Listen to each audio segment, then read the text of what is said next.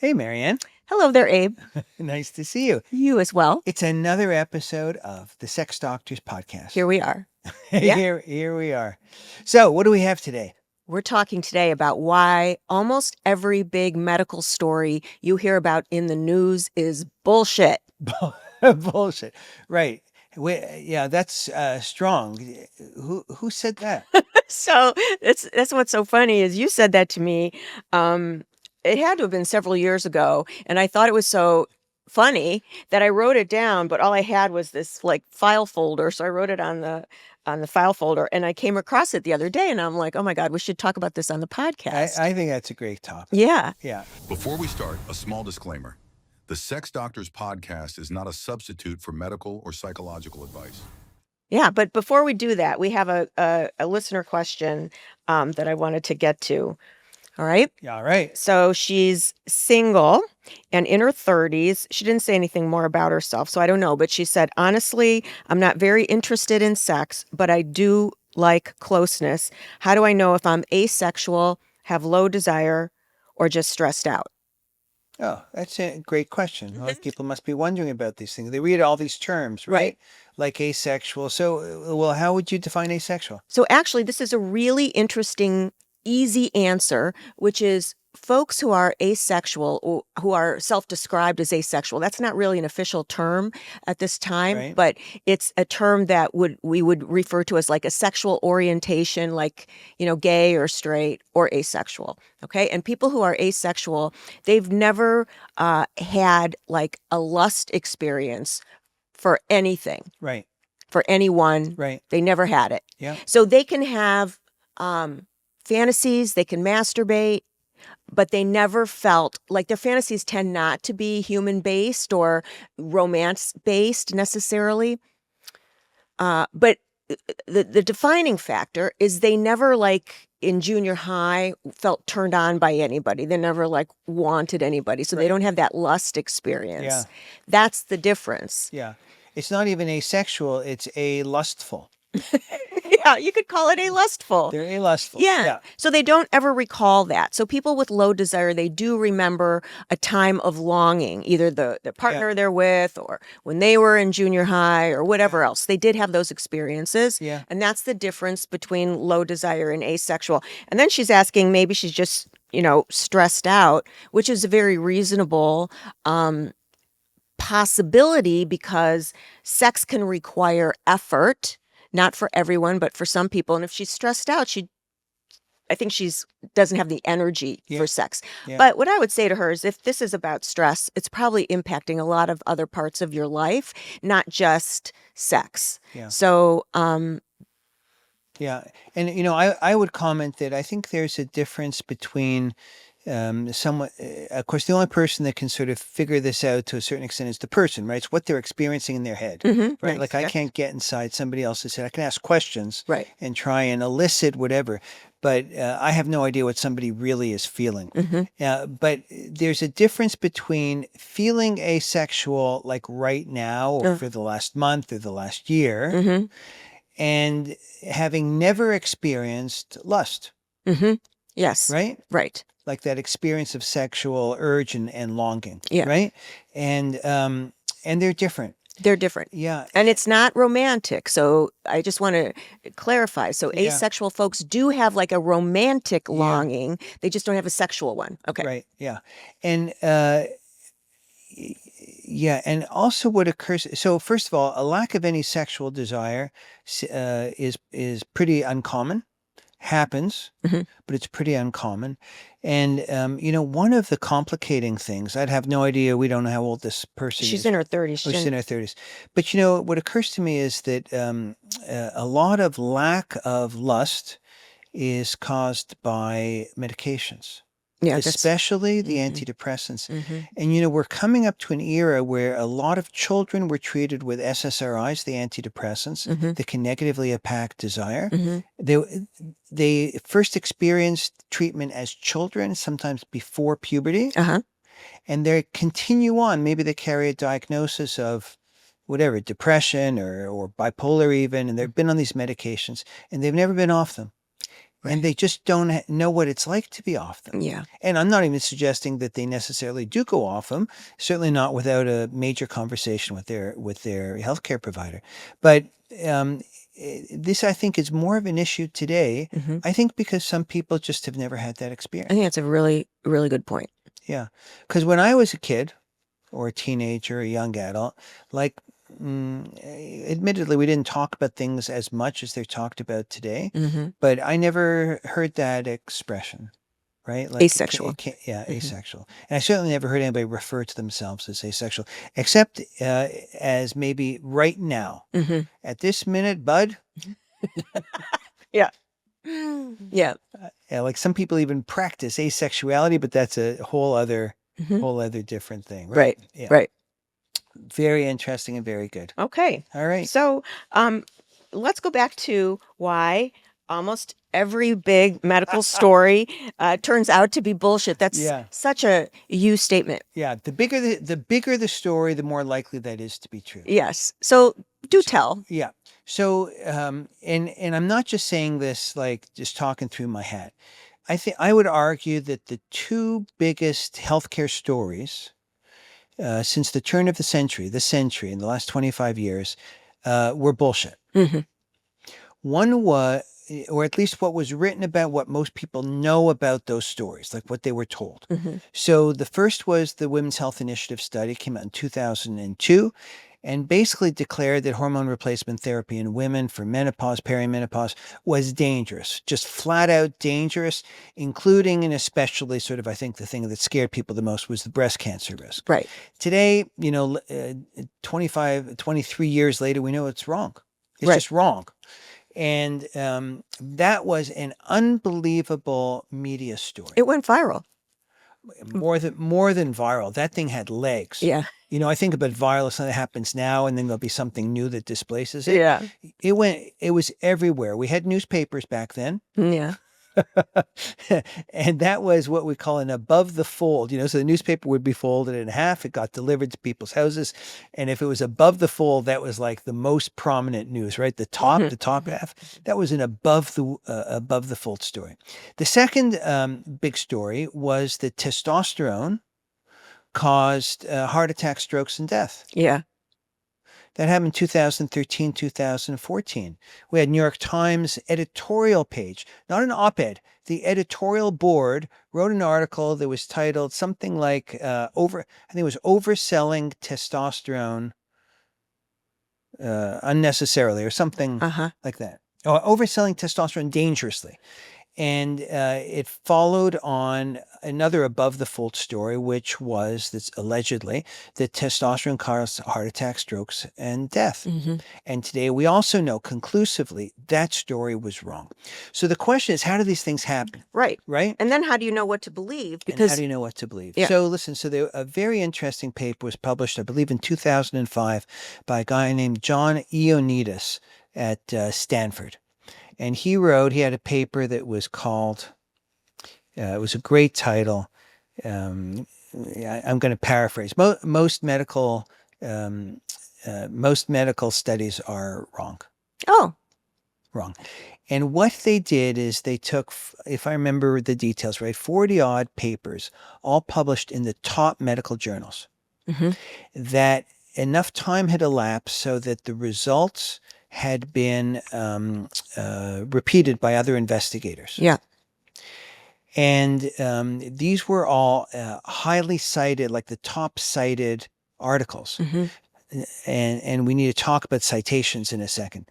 And it turned out that I believe 41% of them were either couldn't be repeated to have the same finding, or if they had a major finding, like a big difference between drug versus placebo or one drug versus another, it was greatly downgraded to some minor difference, maybe if, whether or not clinically significant, who knows. Isn't that something? Yeah.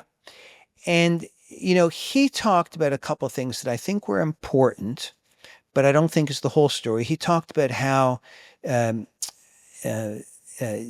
authors of these studies, it's in their personal interest to make a big deal out of their papers. Yeah. So the biggest findings are the ones that they emphasize, right? Because it's good for their career. So if Sure. an investigator gets published in a top journal like Science, Nature, New England Journal, if you're a medical doctor, that can make your career, Yeah. right? That can make you become full professor, whatever.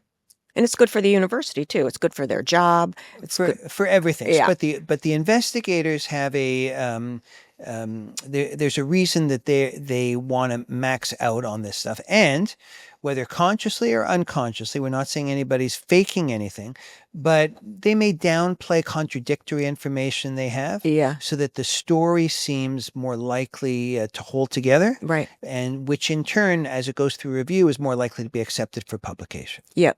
Okay. But the reviewers are supposed to catch that, but they often don't. Right. And Ioannidis's argument was that if this is happening in our top journals Right. with the most cited articles, and with the top journals presumably having top quality reviewers for peer review, imagine how much garbage there is in the rest of the literature. Right. And now there are predatory journals. And I don't know, we want to go down that path too much, but people can publish pretty much bullshit in these journals, pay to get it published, Yeah. put it online. Nobody ever sees the study, but then they get quoted and that gets cited over and over, which happens very much like in topics like porn addiction and stuff like this. Yeah. Those kinds of topics that generate a lot of Yeah. news. So anyway, But what Ioannidis didn't really talk about that I think is really key, or if he did, it wasn't the main point for him, but I think is the biggest point, is that the journals work with the media to promote what they think are their biggest stories. And the media, what does the media want? The media wants eyeballs, yeah. clicks, etc. What do the journals want? The journals want citations. So what is a citation? It means that another article referenced this article, right? And journals compete against each other for what's called impact factor, which roughly is the number of citations they have in a given year for the number of articles they're publishing, right? So the more an article gets referenced by others, the better it is for the journal. Right. It raises their impact factor. When my colleagues and I are talking about where might we submit an article, we say, what about this journal? What's its impact factor? And we compare it to the impact factor on some other journals. Oh, let's go with that one. We want our words, our stories, our research to be seen by as many people as possible. Now, the media wants stories that are going to get your attention. So how does that work? Well, it turns out that they live on shock and awe. You're kidding. Right? So, and this is social media too, right? Yeah. Like you just don't see, you see some boring stories, but mainly you see people going to extremes with what they're talking about, right? Right. And you get agitate. I mean, this is why it's all so agitating, right? Right. It's these extremes that we see. So what kind of medical stories lend themselves to that? I want to give you two examples. One is somebody does a research study and they show that Tylenol actually works pretty well for headaches and aches and pains. Interesting? Not interesting. No. Right? Right. On the other hand, somebody comes up with some unexpected, shocking risk for a treatment that is either popular, like we better get mom off of that medicine right away, Yeah. right? Or like it causes whatever, dementia, right? Heart attack, cancer, something. Your skin's going to fall off. Usually from a treatment that's popular or a treatment that's controversial. So what happened with WHI and HRT is, so this is the same thing. The investigators, this is unbelievable to me. I don't know another example. The investigators held a press conference to release what they believed were alarming results. To the public, press conference for the public before they ever released the paper for other doctors to see. Yeah. Nobody had the data except them. So no one could contradict them. So they couldn't interview physicians who'd said, that's not what this research shows. Exactly. They misunderstood their data. Exactly. Unbelievable. Yeah. a black mark on the for the investigator. My opinion. Absolutely. I think they did something really, really bad and shady. And they haven't all dialed it back. No, some of them still believe that what their initial thing was important and how they did not handle it right. And it's fine to come up with a paper and research that has certain conclusions that turn out to be wrong. But like that happens. But they talked about this as if this was certainty and this was dangerous and people had to get off it. Right. And they at no point did they have the data to support this. Yes. Isn't that No something? point. Yeah, it's unbelievable.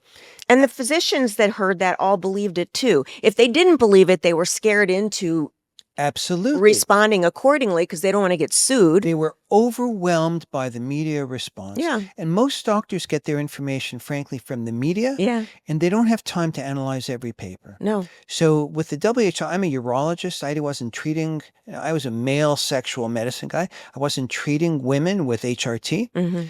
But when that paper came out, I cared. Yeah. Because I had men, I was giving, prescriptions to men with a hormone, testosterone. And some of the men had a reaction based on the news about the Oh, they were vagina. afraid. Now they're going to get Is prostate. this a hormone doctor? Just like I just learned that hormones are dangerous in women. Right. I'm not sure I want to take this. So I went to that article and I read through it, and it didn't show anything like what was written about in the newspapers That's something. and what the journal author said. It didn't show it. Yeah. Those data did not show it. And the funny thing was, I was scheduled to give a grand rounds about, I don't know, a month or so later in OBGYN. Oh. It was supposed to be about male infertility, which was one of my specialties. Yeah. And when that paper came out, I asked the OBGYN who invited me, I said, listen, I've been working through this WHI paper. I think it's really interesting and different than how it's been described. What if we went through that?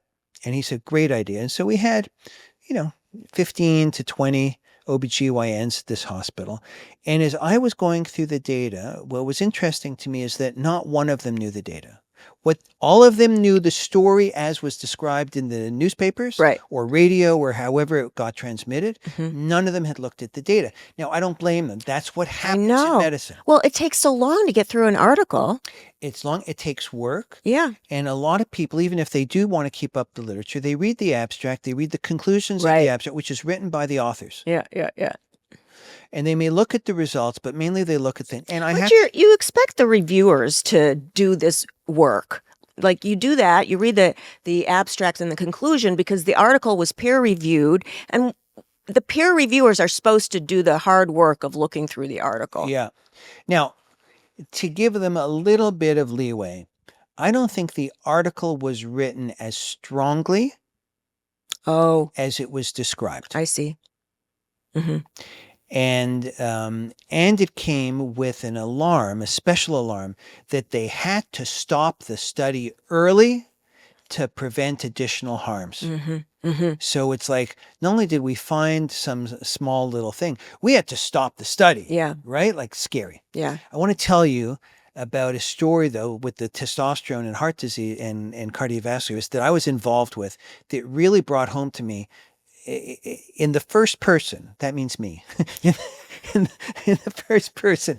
But what happens and why it happens, okay? Okay. So published in the Journal of the American Medical Association, arguably the number 2 most important medical journal in the world after New England Journal of Medicine, based on their impact factors. Yep. Nature Medicine may have creeped up there in the intervening 10 years. So this is 2013. Was this paper. First author is Vigen, V-I-G-E-N, and we often refer to this paper as the Vigen paper, as Vigen and coworkers. Vigen, by the way, was either a resident or a fellow at the time in cardiology. And there's like 15 authors or something, it's not like a lot of authors, many of them statisticians, epidemiologists. And what the paper did was it looked at 8,000 men plus in the VA system who had coronary catheterization for presumed heart disease. And then they followed them over time, retrospectively, right? So this isn't a controlled study. We're going to watch what happens. Some of those men, they had blood test results on many of them. And some of them had low testosterone and some didn't. That was the group. And what was reported was that the men who got testosterone had more of the combination of either a heart attack or a stroke or death than the group that didn't get testosterone. Okay? About a week before the paper comes out, I was sent a copy by a journalist to ask me for my comments. Now, I knew about this, but probably our viewers and listeners don't know this. When a journal has what they think is a newsworthy story, they share it with journalists, health journalists, and the story is what they say it's embargoed, which means you're not allowed to write about it, but they want the journalists to know this is coming out so the journalists can look at it themselves, but more importantly, get comments and analysis from other experts so that they can write it up. And on the moment that the article is released by the journal, there's a story ready to go. So the journals are working hand in hand with health writers across the media sphere. Anyway, so I get this article and I'm reading through it, and it's confidential, and I'm reading through it, and the numbers just don't make sense to me. Like, it's telling you, and I'm thinking at first, maybe it's just me because the numbers don't add up. Okay? And I probably shouldn't have, but I sent it to a dear colleague and I said, this is confidential. I've gotten this article. It hasn't appeared yet. I can't make head or tails out of the numbers. They don't make sense to me. Do they make sense to you? He sent it back. He said, they don't make sense to me either. The story gets published, and I had no idea if it was going to be a big story or a little story or what. Yeah. It's a big story. Yeah. Okay? Yeah. So big that almost immediately lawyers, attorneys' offices started advertising on television, radio, print. Yeah. Have you or a loved one suffered a heart attack or stroke while on testosterone? Call us. 617, Yeah. right? Yeah. They were looking for class action lawsuits, and I actually was an expert witness in any number of legal cases that came about because of that. Because listen, common treatment, some people will get a heart attack or stroke or die with anything, even Tylenol. Right. Yeah, like at some period after you've taken it. So the question is whether the rate is really higher to a statistically significant degree than people who didn't take that medicine or took a placebo. But some stuff happens. So that's always the background. So that story came out. FDA held a special advisory meeting around testosterone and its cardiovascular risks. They decided that there was nothing definitive, even with this study, but they mandated that they put in a new warning about cardiovascular risks, and eventually forced the manufacturers to do a study, which now has appeared, in 2023 called Traverse. But this is what happened with the study. So the study gets published, and it's big news. I do emails with all sorts of colleagues around the world around testosterone, and the emails are flying fast and furious, and people are saying the numbers don't make sense. The numbers don't make sense. Somebody needs to contact JAMA. The numbers don't make sense. And I said, I'll contact them. So JAMA, the Journal of the American Medical Association. Right.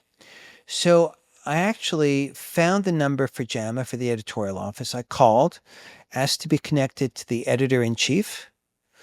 And amazingly, they put me through. He answered the phone, and we had a very pleasant, short conversation.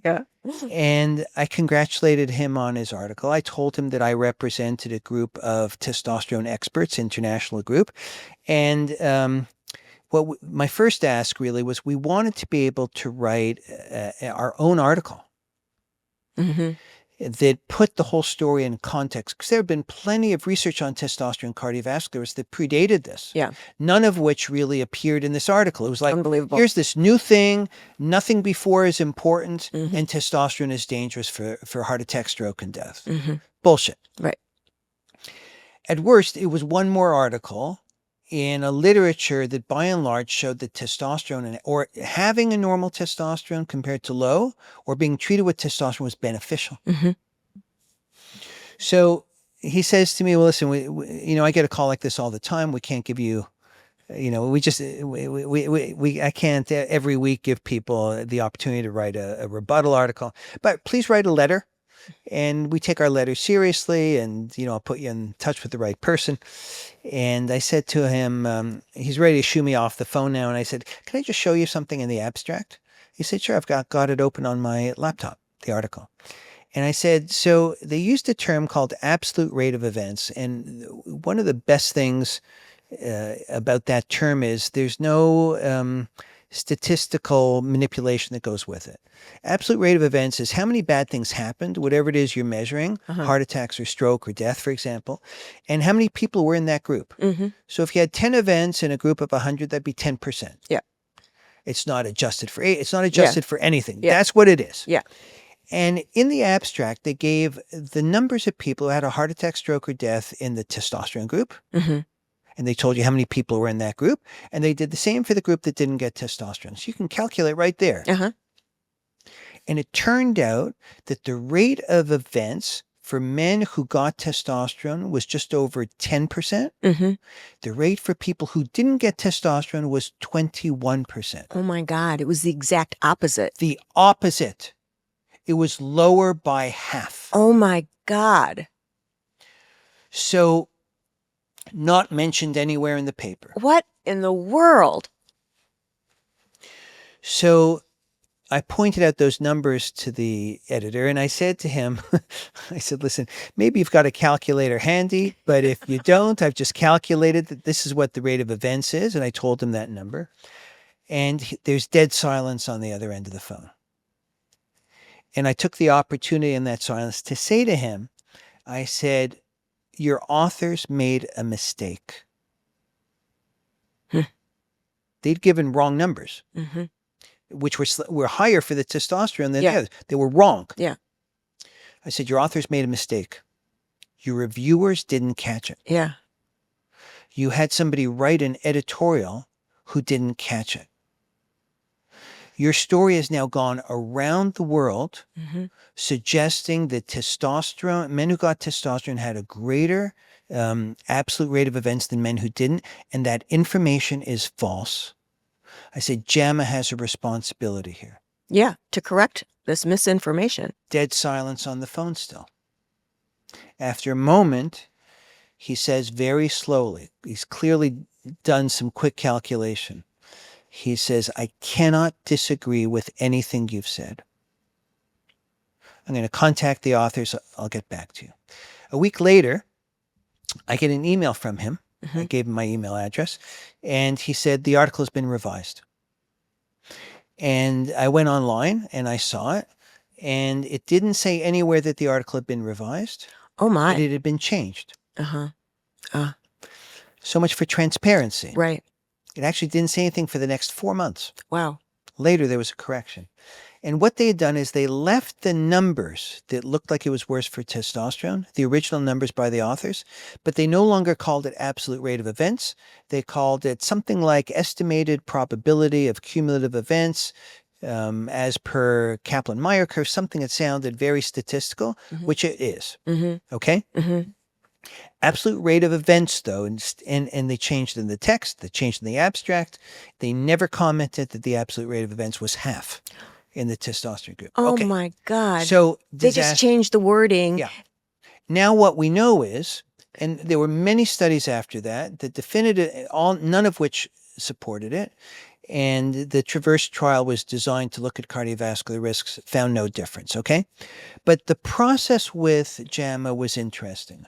So with a couple of colleagues, we did write a letter, and we submitted it, and we referred to the original version of the article.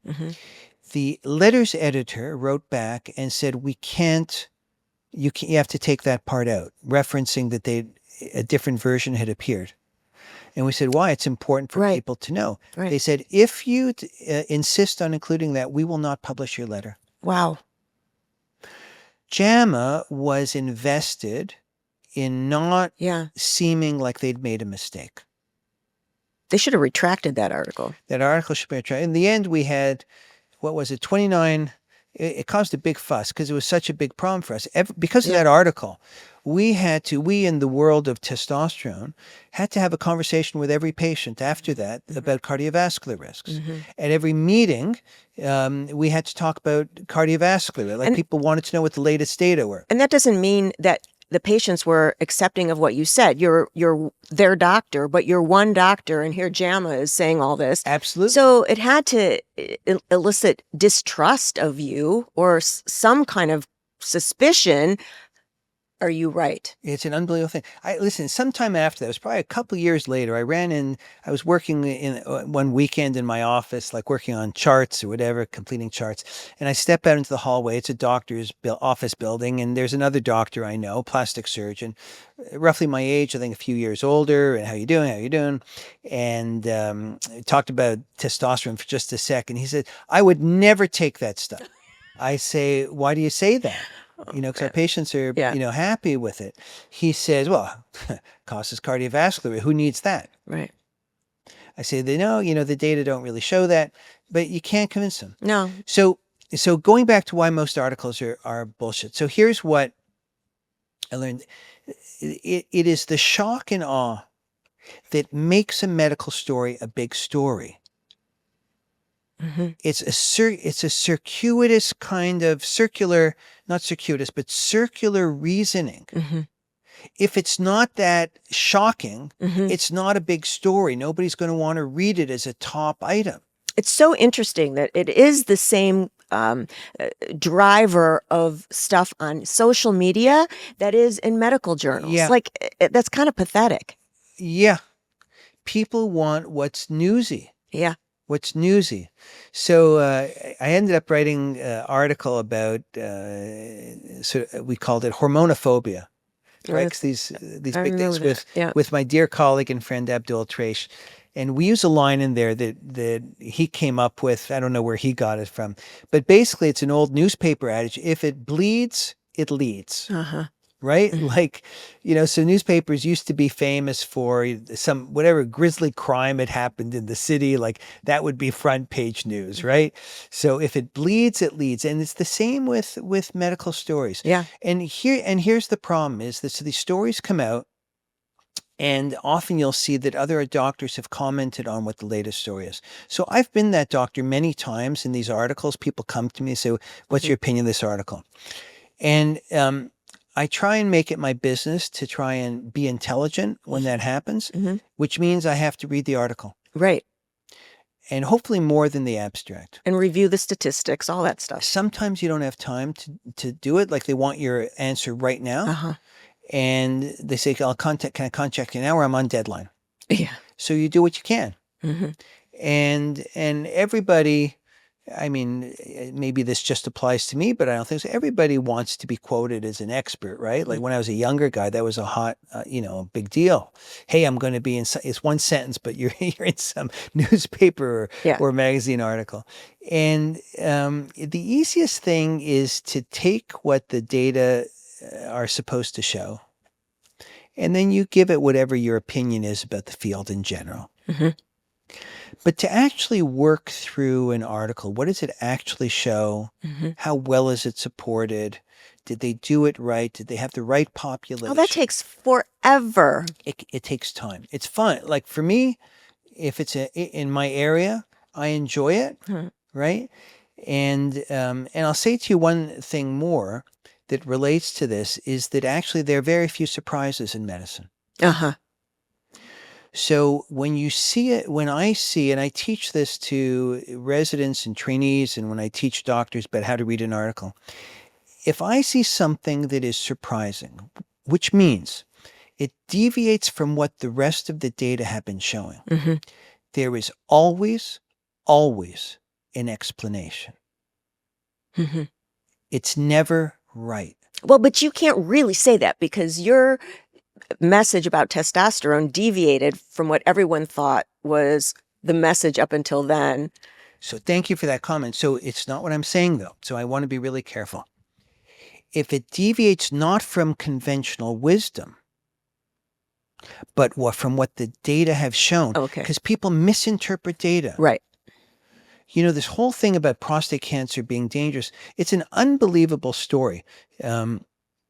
if you go back to the original story from Charles Huggins, 1941, where he claimed that testosterone activates prostate cancer, and later described it, he didn't use the word, but it's basically an accelerator of prostate cancer. It was based on one patient that he had in 1941, followed for only 18 days, with blood test results that are so erratic you can't actually make heads or tails, but he was convinced this was the case. Since that time, there has not been one piece of evidence, not one study that provides any convincing data that it's true. And here we are 80 plus years later, and people still believe it. And so there's a difference between what people believe and what the data show. So if somebody is steeped in the data and they're realistic about what that data show, it's very difficult for there to be something that is completely at odds with that gets to be published and have any real coherence to it. Right. But, it's very concerning to me because people say they have data, but they're either not understanding the data, right? Or the author spun the data to show what they wanted. Yeah. And it's so easy to create some sort of explanation, like a statistical explanation for your own beliefs. Yeah. It's not hard to do. No, and it happens all the time. So that's what authors of journal articles do. They actually spin their data. Now, spin can be a harsh word, but it's kind of like when we go out in public, right? We put on our best face. Right. Yeah. We try and look neat. Yeah. At home, we may be complete slobs. Yeah. Right? But we try and put on a clean shirt, clean pants. Yeah. If you're a doctor and you're giving a lecture, you put on a jacket and tie generally, not always. Yeah. So we're creating, and if you're not, you're trying to create an image or an impression somehow. It's the same thing. It's the same thing with the journal article. You're presenting this to people. You want the journal to accept it. The story has to be coherent, has to fit, has to be worth publishing, has to be important enough to publish. And so there it is. So there's some inherent incentives, if you will, for articles that provide an extreme view of things to be published and get a lot of media attention. So the take-home message is, if it's sensational news, slow down. And even if it's presented as we've got the data, still be careful about jumping on that bandwagon. Right. Because it could be it's exactly right. Yeah. I'm going to tell you one other little thing. It's a story, but when I was a medical student rotating in medicine at the MGH, Mass General Hospital, which they call there often man's greatest hospital, only partly tongue in cheek. But one of the and so, I was at Harvard and I rotated through there in medicine for a few months. And, we have rounds and rounds and rounds. And I was going to be a regular medical doctor until the rounds killed me, because all that we were doing was talking, and I ended up in surgery because I wanted to do as well as talk. But anyway, so we have these attendings and they talked about something. And there was this one younger attending. And so in there is the attending and the residents and the medical students. And the attending's very smart, very capable. And we come out and one of the residents says to me, he's the best. He's so good that whenever he reads an article in the New England Journal of Medicine, he immediately incorporates it into his practice. And at the time, and the compliment was, he's so open to the evidence and he's ready to act on it. Yeah. Knowing and I was impressed too, but knowing what I know today, I would say that that's an error. It's an error, except for if that article is confirmatory of what has happened before. If it is drastically different, like, yes, it's true that testosterone has been shown to have some cardiovascular benefits, but all of a sudden we're telling you that it's dangerous, first time ever. You have to wonder, why didn't that show up before? Yeah. Like, what is it about this study that is providing such a different result than the other ones before? That's a great question to ask. Yeah. And often people don't go into it. or they don't even cite the earlier research, or they come up with ways to disregard it. So anyway, you have to take every story you read in the media about health with a grain of salt, and this is equally true for physicians. Equally true. Well, fascinating. Thank you so much for your The bigger the story, the more insight. likely there's something wrong about Yeah. it. Yeah. All right. Well, listen, it was Okay. great, and always a pleasure talking with you. And you We should do it again sometime. I'd love to. All right. How could people who enjoy this content, how can they get more of it? Well, we would love it if they subscribed, and they Where could do go to our find that? website. Yeah. Yeah, so We have a website. we do. It's the sexdoctorspodcast.com. thesexdoctorspodcast.com. Right. Go there, subscribe, and we hope to see you again for the next episode of Of the Sex Doctors. Bye-bye.